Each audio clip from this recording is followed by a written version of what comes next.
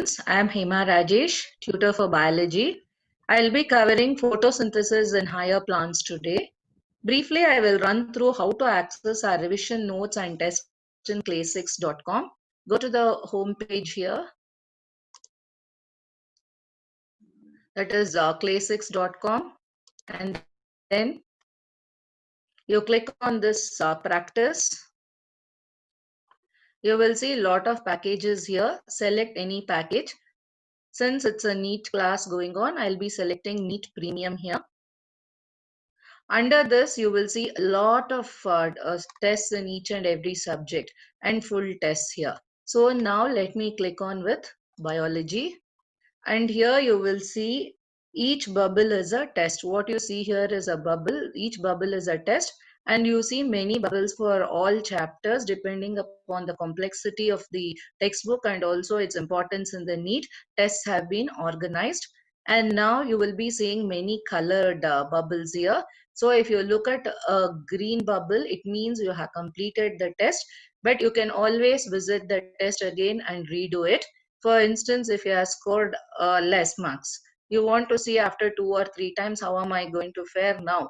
And then you can repeat the test. If not, even for revision, you can always revisit the test to see how good you are at recalling and applying the concepts you have learned. The red bubble indicates it's a randomized test. So the complexities will be of mixed order. So you can take this as a part of your revision again. An yellow test bubble indicates that you have not completed the test. I would have started the test. I would have realized after 4 or 5 questions, I'm not really up to the mark and I need to relearn the concepts. So I end the test, or my net connectivity is gone. I am forced to stop the test. Whatever is the reason, this indicates that I need to complete the test. Now, a blue bubble indicates that the test has not been visited by us again by a student. So it is pending and we need to complete it. So today I'll be doing a test later. Now, when you go up, there is a revision notes here. You can see. You just click on the revision notes. Our PDF will come here. And this PDF notes is of great help. It has got more than, that is, it has all physics, chemistry, and biology for both the years have been summed up and put up in just 135 pages for you to have a look so that you are able to tackle different questions at ease. Now, as a student taking up NEET, you must be wondering how the paper in biology would be, especially. Now, after a careful analysis, we have realized that there are three kinds of questions, namely NCERT based questions. Approximately 68 to 70 questions in the examination are directly from NCERT books. They can be attempted easily by those who read NCERT syllabus religiously. That is the reason why we have made this package to help you to get the NCERT textbook effortlessly. Directly from the previous question papers, if you see, another 8 to 10 questions will feature in your examination and can be solved if you have solved all the NEET question papers meticulously. And these questions might be asked with slight modifications, or at times the questions can be repeated directly. Now, there are modified questions. At least 8 to 10 questions in the NEET will be newer questions. These questions become the game changer for those, as they can't be solved by mere mugging up of facts. Though they are from NCERT book, to get them right, you need to apply the knowledge that you have about the subject. So in this website, an earnest attempt has been made to help you prepare adequately for your NEET. I hope you have now got the framework. Now let us begin the lesson. Now, as I said, today it is photosynthesis in higher plants. So green plants sustain life on earth through a process called photosynthesis. Photosynthesis is a physico-chemical process by which they use light energy to drive the synthesis of organic compounds. Ultimately, directly or indirectly, all organisms depend upon sunlight for their existence on this planet. So in a nutshell, if we have to summarize or define photosynthesis, it's an enzyme regulated anabolic process of manufacture of organic compounds inside the chlorophyll containing cells from carbon dioxide and water with the help of sunlight as a source of energy. So this is the equation, and this equation is very, very important. Now, it is of photosynthesis, it's very important for two main reasons, namely, it is the primary source of food on earth, so that you all know very well, and it is also responsible for the release of oxygen into the atmosphere. So these are the reasons why photosynthesis is essential for sustaining the life on the planet. Now, before we get in, let us look into historical perspective. So it is interesting to know about those simple experiments that led the gradual development of our understanding of photosynthesis. Now, this is a timeline we have created. I'm going to just give you a brief overview about the experiments each and every scientist conducted. It is interesting, okay? Joseph Priestley performed the experiments that showed the importance of air in the growth of the plants. Priestley also discovered oxygen in the year 1774. Priestley observed that a candle burning in a closed bell jar got extinguished. Similarly, a mouse would also suffocate in a closed space. He concluded that a burning candle or animal in a closed space changed the quality of air. But when he placed a mint in the same bell jar, both the mouse stayed alive and the candle continued to burn. From this experiment, later on it was discovered that the gas that it was essential was oxygen gas. Using the similar setup of Priestley, by placing the bell jar once in dark and once in light, Jan Ingenhorst showed that light was essential for photosynthesis. Ingenhorst also discovered that the green parts of the plant release oxygen. Julian von Sachs experiment, he proved that glucose is produced when plants grow and is stored, the produced glucose is stored as starch. He also showed chlorophyll was localized in chloroplast. Engelmann, using a prism, he split the light and illuminated a green alga cladophora in a suspension of aerobic bacteria. Bacteria were used to detect oxygen evolution sites. He observed bacteria mainly accumulated in the region of blue and red light of the split spectrum. Thus, a first action spectrum of photosynthesis was described. It resembled the absorption spectrum of chlorophyll A and chlorophyll B. By the middle of 19th century, key features of plant photosynthesis were known. The empirical equation of photosynthesis was also understood. Now, Van Niel's experiment, he was able to demonstrate that photosynthesis is essentially a light-dependent reaction in which hydrogen forms a suitable oxidizable compound and reduces carbon dioxide to carbohydrates. In green plants, water is the hydrogen donor and it is oxidized to oxygen. Some organisms do not release oxygen during photosynthesis, like uh, chemosynthetic bacteria, wherein H2S is the hydrogen donor. It is oxidized to sulfur or sulfate depending on the organism. Now, you all know that the site of photosynthesis is the chloroplast. We have now let us look into chloroplast. So, chloroplast are the photosynthetic apparatus of the plant. Chloroplasts are specialized, semi-autonomous organelles found in the cytoplasm of the cell. Each chloroplast is bounded externally by unit membranes which are made up of lipids and proteins. Internally, chloroplast is filled with stroma. Stroma forms a sort of matrix of the chloroplast. Now you find there are disc-like structures. These disc-like structures are called as the thylakoids. A group of thylakoids that are piled up one upon the other form the grana. So there will be like this granular structure. You can find 40 to 80 grana. Adjacent grana are connected by a system of stroma lamellae or intergranum lamellae or the frets. Photosynthetic units called quantasomes are located on the grana lamellae. Stroma also contains DNA, RNA, ribosomes, coenzymes, and mineral elements like calcium, magnesium, copper, manganese, iron, etc. A single cell may contain about 300 chloroplasts. Chlorophyll and carotene are concentrated in the grana that provide the machinery of the light reaction. Stroma contains the enzymes of the dark reaction and starch grains are synthesized here. So this diagram is very, very important. You need to make note of the parts. They might ask you to identify and also the site of light reaction and the site of dark reaction. Now let us look into photosynthetic pigments. Now, four types of chlorophyll pigments are common in higher plants.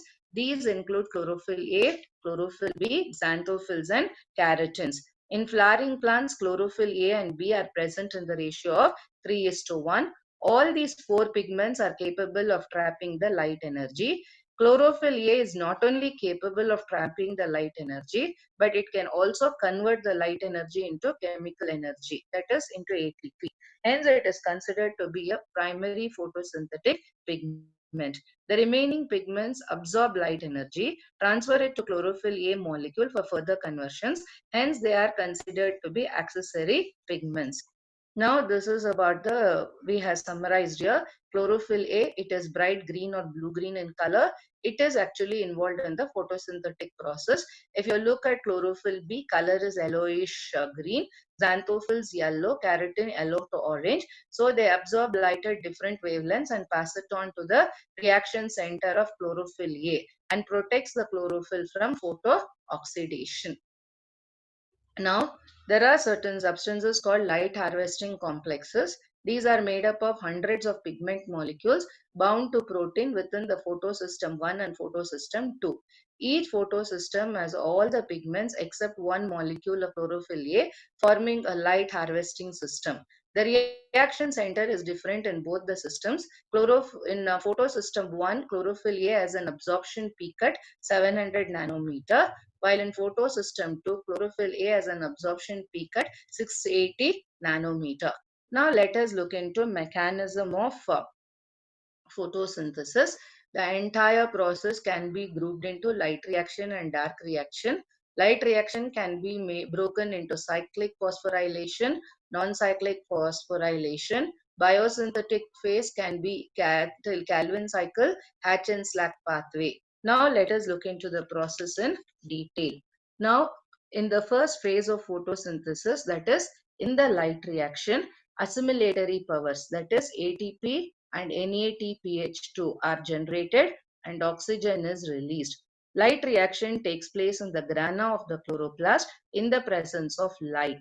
In the second phase of photosynthesis, that is the dark reaction, the assimilating power is utilized for reducing carbon dioxide to carbohydrate. Dark reaction takes place in the stroma of the chloroplast, for which light is not required. So, light reaction means light dependent reaction. Dark reaction means light independent reaction. Now, light reaction or Hill's reaction, it is named after the discoverer Robert Emerson, Arnon Robinovich, Van Niel, Robert Hill, and F. Babydal have contributed for the understanding of light reaction.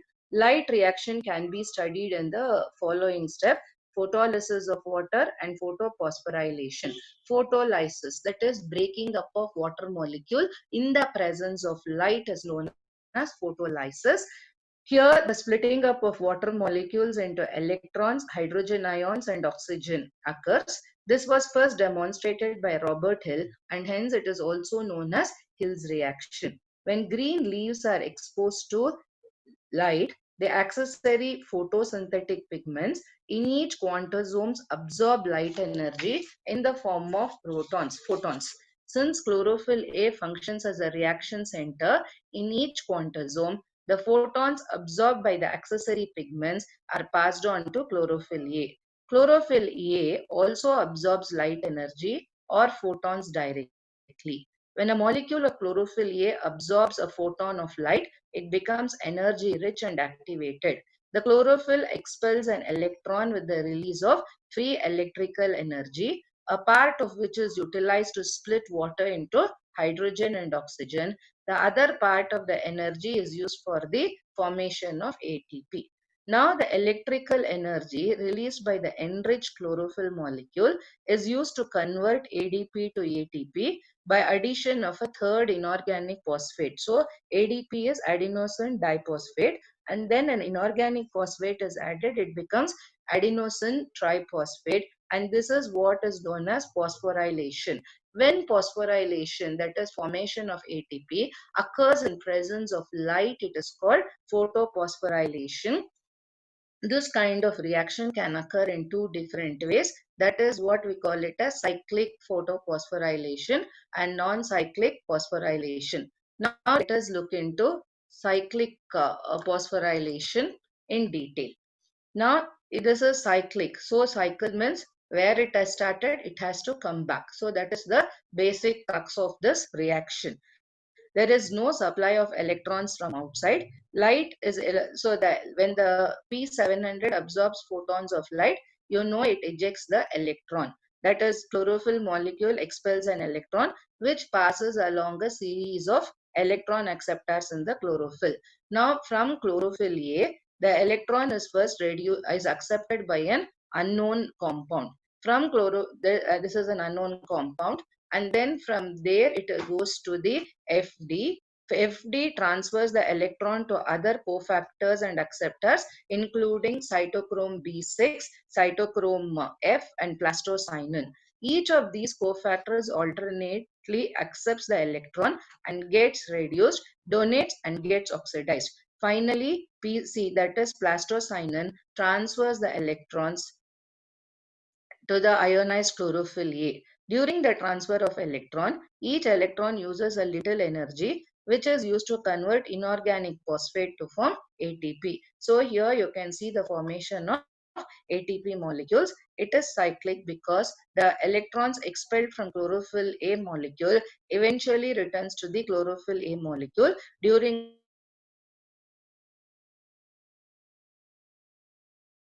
which two or more molecules get synthesized. Now phosphorylation.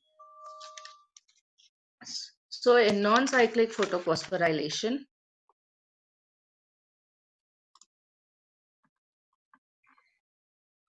yeah, you can see here, this is much clearer. So what is happening? It is called because the electrons released from chlorophyll A molecule does not come back. So it starts from P680, but it does not come back to P680. So that is why it is called non-cyclic. In a non-cyclic set of reactions, both ATP and NADPH2 are formed. The electrons and hydrogen ions are involved in this reaction are catalyzed by two photosystems, that is P680 is photosystem 2, P700 is photosystem 1. In PS1, four chlorophyll molecules become excited at first. Four photons of light causes the release of four excited electrons that are accepted by NADP through FRS and FD. Now, every two electrons combine with two protons released from splitting up of water to form hydrogen atoms. NADP picks up a pair of hydrogen atoms to form NADPH2. Thus, two NADPH molecules accept four electrons and four protons to form two NADPH2 molecules.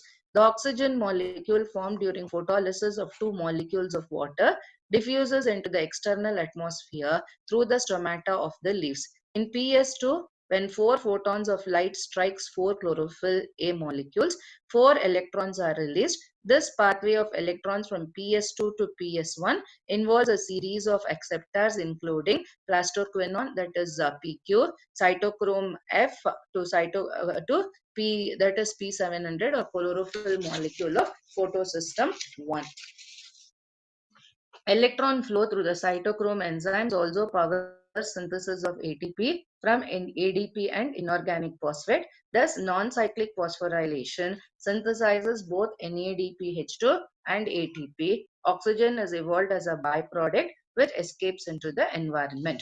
Now, because of non-cyclic phosphorylation, you have the formation of NADPH2 and ATP, which are utilized during dark reaction to reduce carbon dioxide to carbohydrate. Now let us look at chemiosmotic hypothesis. Now this is the biological process of producing ATP molecules through the action of ATP synthetase.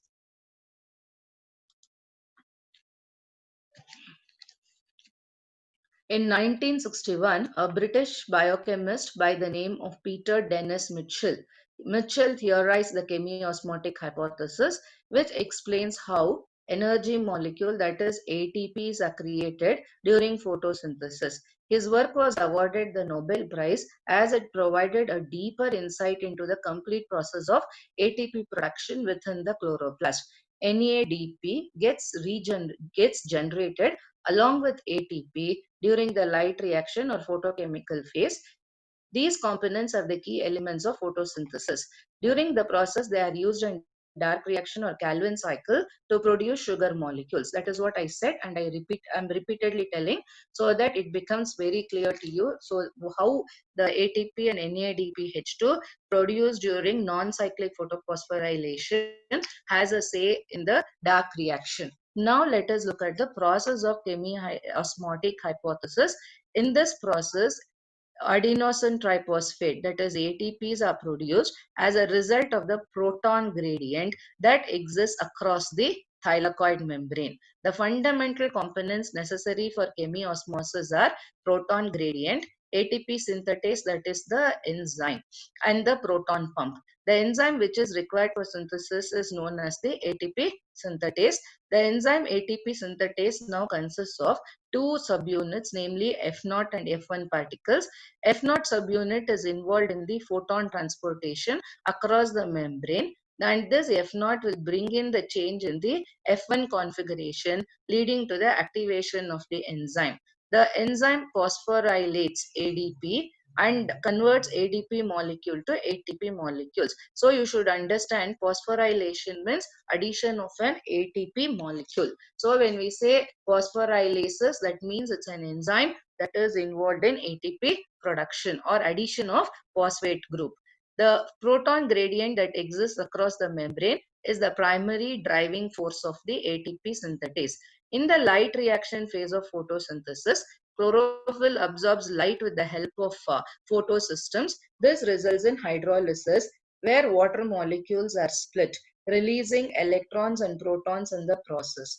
The released electrons get excited and move to a higher energy level and are carried by the electron transport system. Meanwhile, the released protons from stroma begin accumulating inside the membrane. This results in the creation of a proton gradient, a product of electron transport chain. The small quantity of the resultant protons, are now used by the photosystem 1 to reduce NADP to NADPH by electrons from the photolysis of water. Eventually, the proton gradient will collapse and it releases energy, and photons will get back to the stroma via F0 particles of the ATP synthetase. This resultant energy induces changes in the F1 configuration, and this in turn activates the ATP synthetase, the enzyme, to phosphorylate ADP to ATP. So this is the chemiosmotic process. Now let us look into differences between cyclic and non-cyclic phosphorylation. Cyclic phosphorylation, electrons expelled from chlorophyll molecule will return to the same chlorophyll molecule. In non-cyclic phosphorylation, electrons emitted will not be reaching back and it will be absorbed by a different molecule. In cyclic phosphorylation, only one photosystem is involved or one chlorophyll molecule is involved. In non-cyclic phosphorylation, two photosystems are involved, photosystem 1 and photosystem 2, and two chlorophyll molecules are involved, sorry, and it is not associated. So cyclic phosphorylation, you don't see the photolysis of water occurring, but in non-cyclic photophosphorylation, photolysis of water is seen. Single pigment system which synthesizes only ATP, but here you will find that both ATP and NADPH2 are produced. It is cyclic phosphorylation is associated with lower organisms like bacteria, and non-cyclic phosphorylation is associated with higher plants. So this completes the non-cyclic, that is the light reaction. Now let us look into the dark reaction. So it is a biosynthetic phase, and Professor Calvin, Benson, Basham and their co-workers have made substantial contributions to elucidate the sequence of dark reactions. Dark reactions occur in the colorless stroma. ATP and NADPH2 are transferred from the thylakoids of the grana to the stroma of the chloroplast during dark reactions. These two energy-rich compounds reduce the carbon dioxide to form glucose carbohydrate. Now the dark reaction is called Blackman's reaction as it was elucidated by him. Now fixation of carbon dioxide. Now what are the three steps of Calvin cycle? So this Calvin cycle is very important even from your examination point of view. So there are three steps: fixation of carbon dioxide to form phosphoglyceraldehyde, conversion of PGA, phosphoglyceric acid, sorry, to phosphoglyceraldehyde, regeneration of RUBP, and conversion of PGAL to hexose sugar. So these are the steps involved in the Calvin cycle. This is how so the steps are: first step is carboxylation, second is reduction, third is regeneration of RUBP. Now the first step, let us look into the process. Fixation of carbon dioxide to form PGA. Carbon dioxide first combines with a molecule of 5-carbon sugar, that is ribulose 5-phosphate, to form a 6-carbon sugar that breaks down into 2 molecules of phosphoglyceric acid, which is a 3-carbon sugar. Now conversion of PGA to PGAL. So 2-PGA is reduced to form 2 molecules of triose phosphate in the presence of NADPH2 and ATP. After accomplishing this conversion,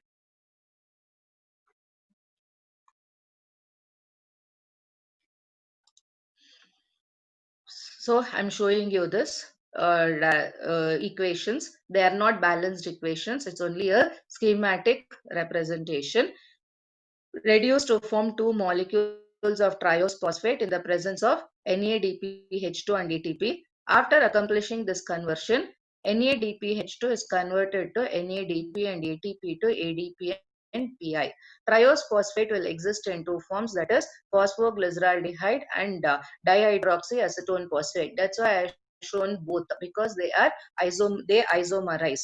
Now regeneration of RUBP. For every 6 molecules of carbon dioxide fixed during dark reaction, 12 molecules of PGAL are formed. Of these, 10 molecules reform RUBP, and remaining 2 molecules of PGAL combine to form fructose 6-bisphosphate. 10 out of 12 PGAL molecules produced undergo a complex series of reactions to form RUBP or RUMP.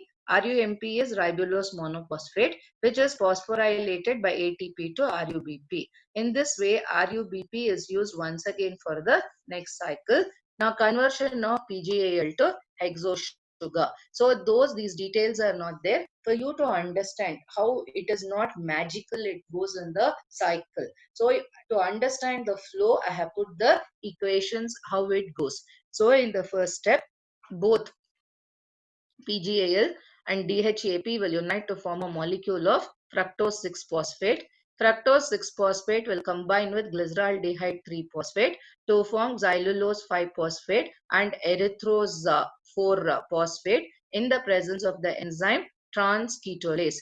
Erythrose 4-phosphate will combine with dihydroxyacetone phosphate to produce pseudoheptulose 1,7-diphosphate, and it is catalyzed by the enzyme aldolase.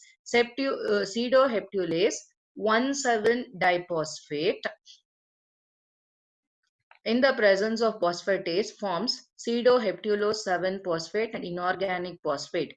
Pseudoheptulose 7-phosphate and glyceraldehyde 3-phosphate catalyzed by transketolase will form ribulose 5-phosphate and xylulose. So it will form ribulose and xylulose. Now ribose 5, this is ribose, sorry, it is not ribulose, it is ribose plus xylulose 5-phosphate. Now ribose 5-phosphate can isomerize to ribulose 5-phosphate. Now xylulose 5-phosphate will convert into ribulose 5-phosphate. This ribulose 5-phosphate plus ATP will form RUBP. So this is the regeneration of RUBP that exactly takes place. Now, what are the factors that affect the photosynthesis? There are external factors and there are internal factors. Light, carbon dioxide, temperature, and water are the external factors that affect photosynthesis. Chlorophyll, anatomy of leaf, and leaf age are the factors that affect internally the photosynthesis. Now, let us look into each of the effect of each factor on the rate of photosynthesis in brief. Now, let us take light. Rate of photosynthesis is directly proportional to the light intensity. That is, at low light intensities, rate of photosynthesis is lower and rate increases with increase in the light intensities. Quality of light also controls the process. In general, maximum photosynthesis occurs in the red part of the spectrum, followed by blue and green regions. Infrared and ultraviolet light adversely affect the plants. Next is carbon dioxide. Low concentration of carbon dioxide in the atmosphere acts as a limiting factor in natural photosynthesis when other environmental factors are optimum. If the carbon dioxide level is increased up to a certain limit, rate of photosynthesis increases markedly. Now, temperature. Extremes of temperature, that is temperature below 5 degrees Celsius or above 37 degrees Celsius, affect the rate of photosynthesis adversely, because we have seen that photosynthesis is entirely governed by the enzymes, and we know that enzymes are sensitive. At low temperatures they will not be able to work, and at high temperatures they get denatured, so they need an optimum temperature, and that will be between 6 degrees Celsius to 36 degrees Celsius, and beyond 37 degrees Celsius, as the enzymes get denatured, photosynthesis, there will be a marked fall in the photosynthesis.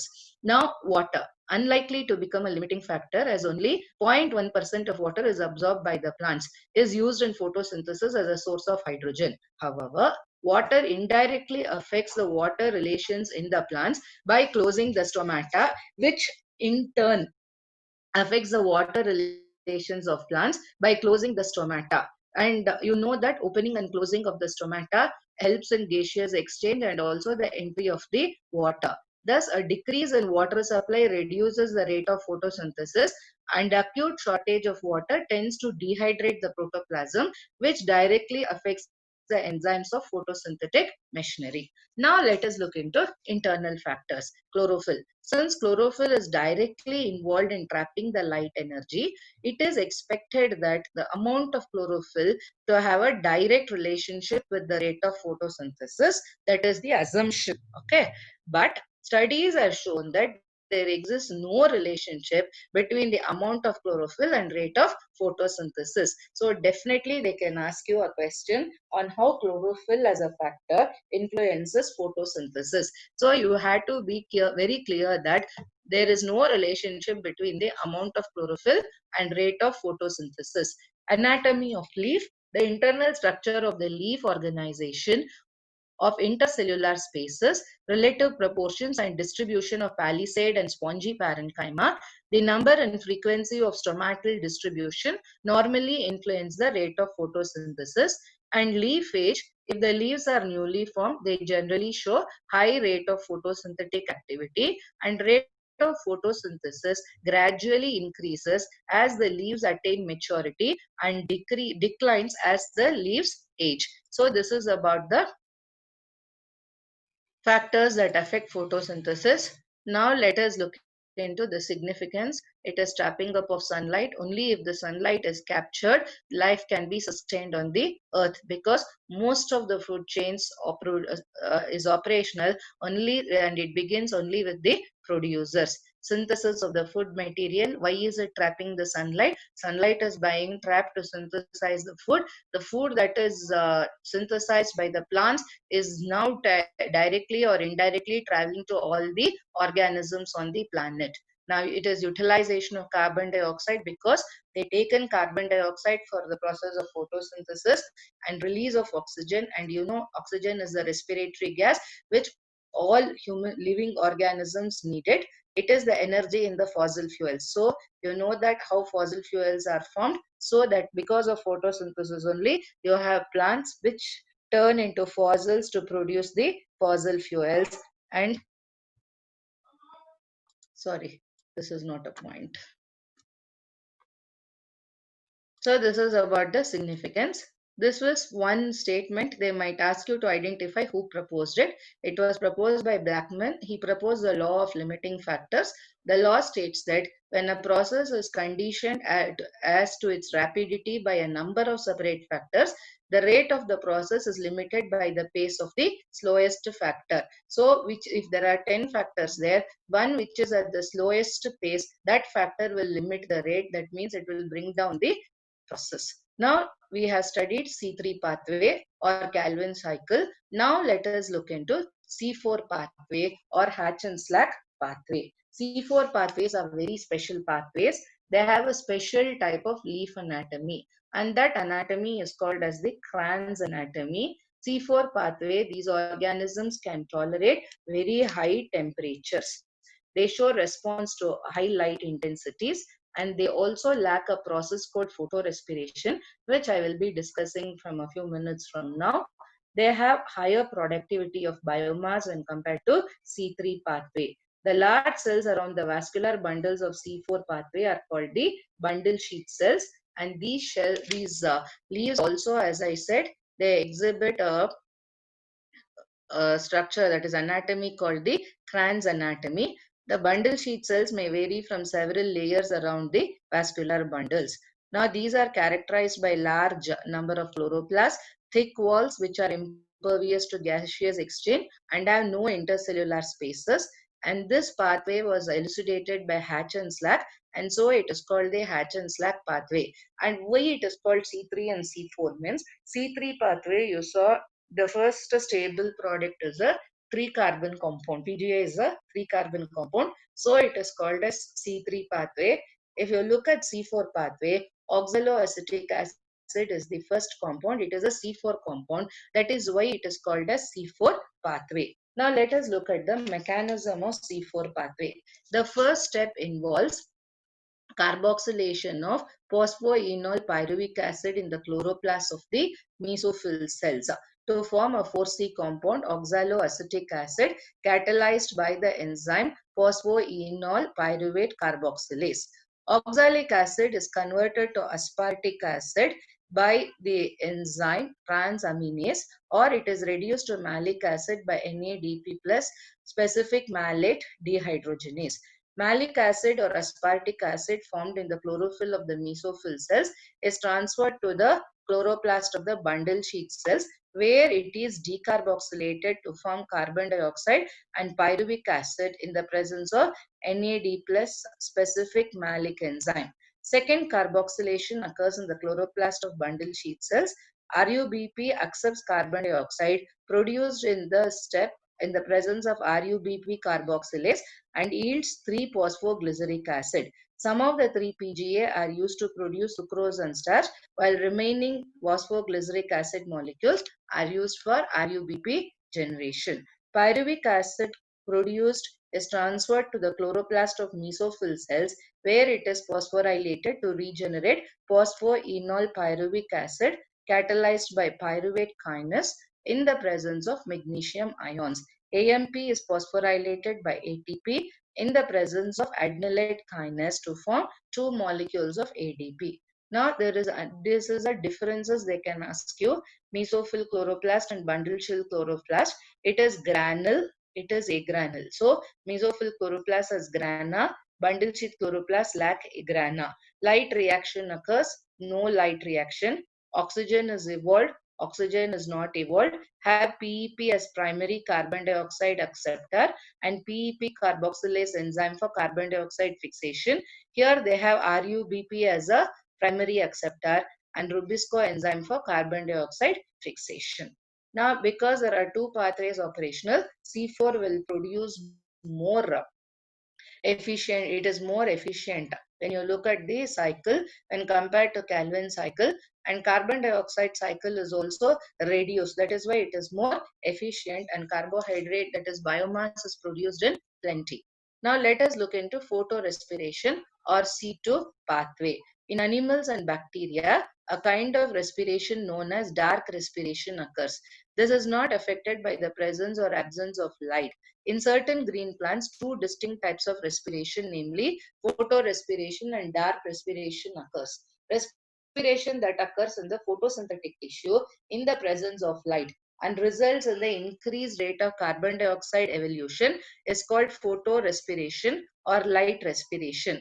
Now, photorespiration, look, this is the thing. It involves three organelles, namely chloroplast, perioxysome, and the mitochondrion. Oxidation of RUDP in the presence of high oxygen is the first reaction of photorespiration catalyzed by Rubisco enzyme.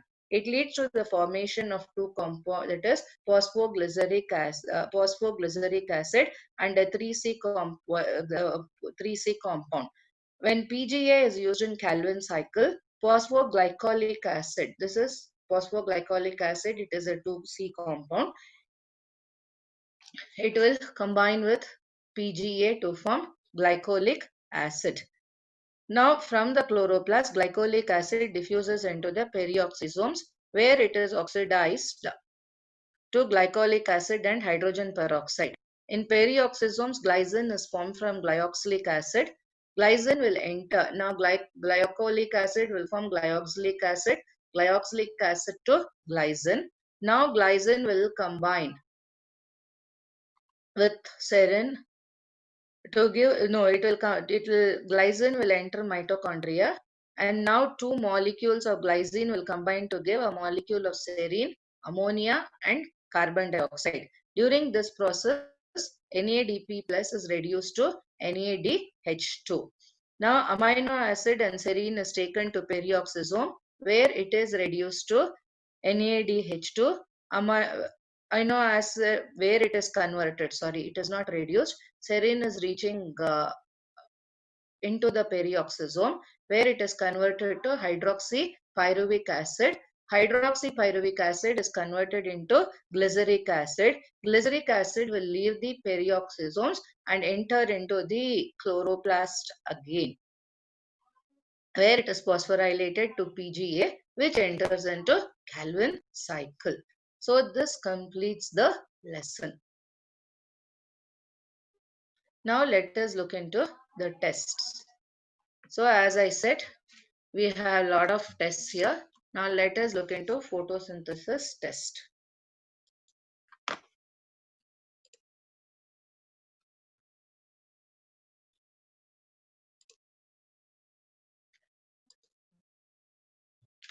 Which of the photosynthetic reactions use NADPH and ATP to synthesize carbohydrate from carbon dioxide and water? So dark reaction. So the answer is dark reaction. So let us now click in here, save, and next. Now it is enhanced effect system, pigment C3 cycle, C4 cycle, two-step photosynthesis, antenna molecules. So one thing when you're doing these kind of matching stuff, you try to fix something which is very easy for you to fix. So if you look at B and C, you can easily fix C3 cycle to Calvin. Okay, and C4 cycle, you can create it to Hatch and Slack pathway. So when you are doing it, you know B. So let us look at B. Now B, it is going to be D. Where is D here? So here you know B is in the D, C is in the F. That means to say automatically if there are no other choices for you to confuse, you know two are fixed. Now let us look into, let us take the choice as A. Now let us try to see does it match. A, enhanced effect system. C, that is Emerson. Now two-step photosynthesis, that is Warburg. So D is B, right? Antenna molecules, it is in the pigment. So this is the correct answer. Now here also let us try to fix in. PEP, it's going to be photon. RUBP means it is involved in the Calvin cycle. So B is okay. A is B. Let us see A is B. So this is the choice. Now just have a look at it. Let us see. Now B is D. That is the Calvin cycle. C, Hill reaction, light reaction. No, Hill, yeah, light reaction. Hill is light reaction. Blackman is dark reaction. H2O is photolysis. So the choice is B. So just try to see for first one or two things you will be able to fix it. Now you see P700, you know it is photosystem 1. Let us look into choice anywhere is there. Nothing is there. So it must be A. But let us check again. Now P680 is photosystem 2. Photosystem 2. Now if you look at grana, it is photophosphorylation. So that is there. Now let us look at stroma. Stroma is involved in the dark reaction. So it is fixation of carbon dioxide. Now chlorophyll B molecule.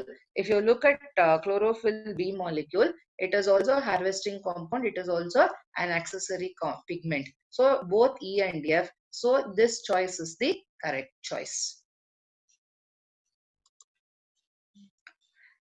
Assertion: the energy capturing part of photosynthesis occurs in the thylakoid membranes and cannot proceed without solar energy. Okay. The synthesis part of the photosynthesis occurs in the stroma and does not require light energy. So here both assertion and reason are true, but reason is not the correct explanation of A. So it is B. Now, C4 plants photosynthesize more efficiently than C3 plants. True. C4 plants have a shorter carbon dioxide cycle. Yes. So that is why I said they are more efficient than C3 plants. So both assertion and reason are true, and reason is the correct explanation. Photorespiration interferes with successful functioning of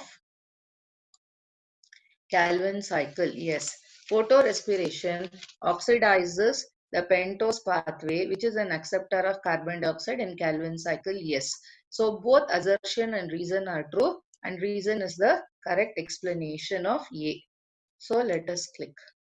Water releases protons. 12 water molecules will release how many hydrogen molecules?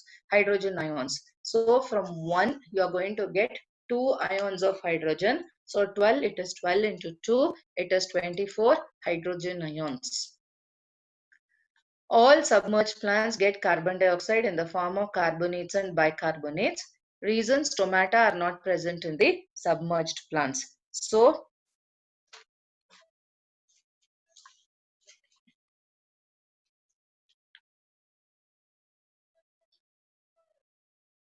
assertion and reason are true, and reason is the correct explanation of A. Lysosomes help in the process of photorespiration. Lysosomes are basic enzymes. Both assertion and reason are false. So it is D.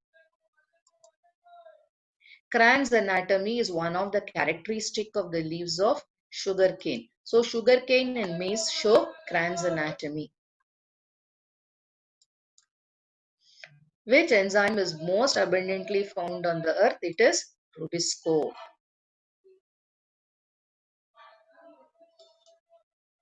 The process of photophosphorylation was discovered by Arnon.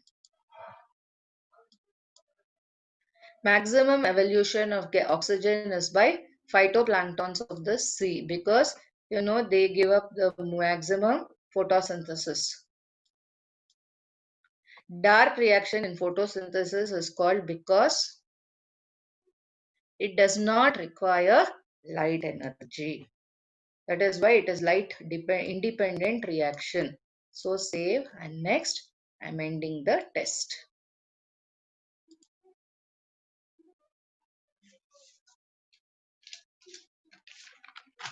So all the answers are correct here. If any question is wrong, suppose if it is wrong, third or fourth question is wrong, let me take this as wrong question, then it will be shown as a render red color. You just click it, you can see what is your answer and what is the correct answer. And once you know the answer, you can also look down, an explanation is given, so that you overcome the your misunderstanding or misconception about a particular question.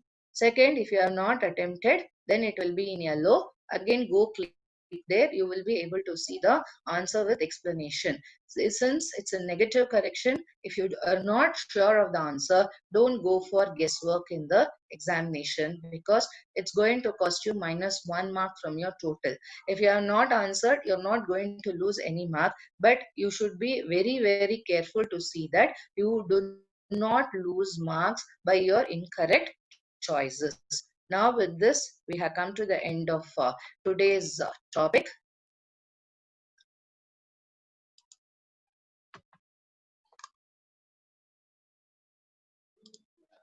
Now, if you NEET package, it has got NEET full tests also. Here you have 38 full length tests with 15 original tests and 20 plus past NEET papers. All are solved with solutions. So these will also give you an advantage. One thing is, your entire test when you start taking it is all timed. So within a stipulated time, it will help you whether you have completed. Say for biology, or it's not very difficult, but when it comes to physics and chemistry, time is the greatest constraint you will be finding, especially when you're doing with physics. That is the reason, to enhance your speed, it is better you take the NEET test series, so that it will give you the speed. It will also expose you to different kinds of questions, and it will also, if you do not know, help you to understand your weakness. The analysis that gets generated at the end of the test will help you to understand what are your drawbacks. And like this, if you are able to solve 38 tests, nothing like that, so 38 days flat, you will be mastering almost all the concepts. So having this package and PDF notes would be an asset for your studies. Now, for any query, if you can get additional help by using our ask feature on our site, and we support chat groups using Telegram. We can also, you can book slots for one-to-one teaching with the tutors. For any inquiries, you can mail your query to info@claysets.com. Thank you.